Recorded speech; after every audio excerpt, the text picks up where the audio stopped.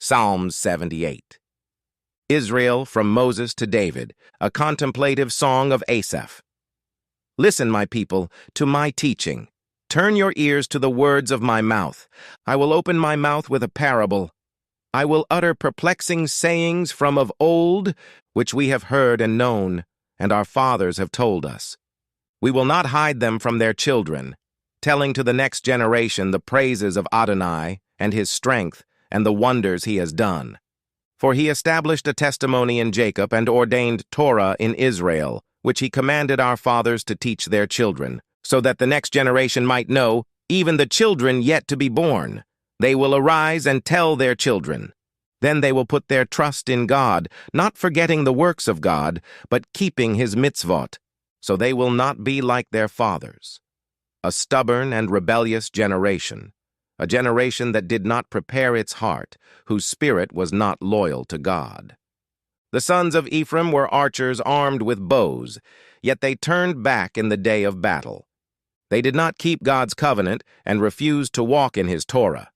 They forgot his deeds and his wonders that he had shown them. He did miracles in front of their fathers in the land of Egypt, in the plain of Zoan. He split the sea and led them through, and he made the water stand like a wall. By day he led them with a cloud, and all night with a light of fire. He split apart rocks in the wilderness and gave them drink as abundant as the depths. So he brought streams out of a rock, and made waters flow down like rivers. Yet they added more sinning against him, rebelling against Elion in the desert. They put God to the test in their heart by demanding food for their craving. Then they spoke against God, saying, "Can God set a table in the wilderness? See, he struck the rock, waters gushed out, streams overflowed, but can he give bread? Will he provide meat for his people?" When Adonai heard, he was angry. A fire was kindled against Jacob, and fury also rose against Israel, for they did not believe in God or trust in his salvation. Yet he commanded the skies above and opened the doors of heaven, and rained down manna upon them to eat, and gave them grain of heaven. Man did eat the bread of angels. He sent them abundant provision. He loosed the east wind in the skies, and by his power he drove the south wind. He rained meat upon them like dust, and winged fowl like sand of the seas. And he let it fall amidst their camp, all around their tents. So they ate and were very full. For he gave them their desire, no longer a stranger from their desire. While their food was still in their mouths, the anger of God rose against them, and slew the stoutest of them, and struck down young men of Israel. Despite all this, they sinned still more, and did not trust in his wonders. So he ended their days in futility, and their years in terror. But when he slew them, then they sought him, and turned back, and desired God eagerly. Then they remembered that God was their rock, and El Elyon their Redeemer. But they flattered him with their mouth, and kept lying to him with their tongue. For their heart was not steadfast with him, nor were they faithful to his covenant. But he is compassionate, forgives iniquity, and does not destroy. Yes, many times he restrains his anger, and does not stir up all his wrath. For he remembered that they are but flesh, a passing breath that never returns. How often they rebelled against him in the wilderness, and grieved him in the desert. Again and again they tested God, and pained the Holy One of Israel.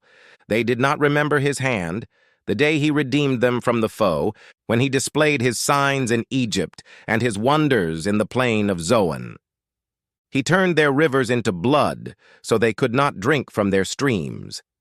He sent on them flies to devour them, and frogs to devastate them, and gave their crops to the grasshopper, and their labor to the locust.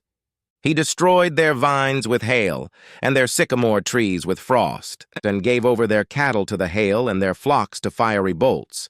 He sent on them the fury of his anger, wrath and indignation and trouble, a band of evil angels.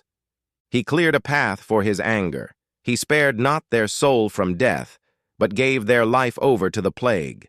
He struck down all the firstborn in Egypt, the first fruits of their strength in the tents of Ham. But he brought his people out like sheep, and led them in the wilderness like a flock.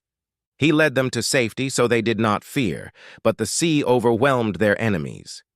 Then he brought them to his holy territory, to the mountain his right hand had gotten. He drove out nations before them and allotted them an inheritance. He settled the tribes of Israel in their tents. Yet they tested and rebelled against El Elyon, and did not keep his decrees. Like their fathers, they turned and were treacherous. They turned aside like a faulty bow. For they provoked him with their high places, so they aroused his jealousy with their graven images. God heard and was furious, and he greatly detested Israel. He abandoned the tabernacle of Shiloh, the tent he pitched among men. He gave up his strength into captivity, and his glory into the adversary's hand. He gave his people over to the sword when he was angry at his inheritance. Fire consumed their young men, and their virgins had no wedding songs. Their priests fell by the sword, and their widows could not weep. Then the Lord awoke as from sleep, as a warrior shaking off wine. He beat back his foes, putting them to lasting scorn. Then he detested Joseph's tent, and chose not the tribe of Ephraim. Instead, he chose the tribe of Judah, Mount Zion, which he loved. He built his sanctuary like the heights, like the earth that he established forever. He also chose David his servant, and took him from the sheepfolds, from following nursing ewes. He brought him to shepherd Jacob his people, and Israel his inheritance. So he shepherded them with the integrity of his heart, and led them with his skillful hands.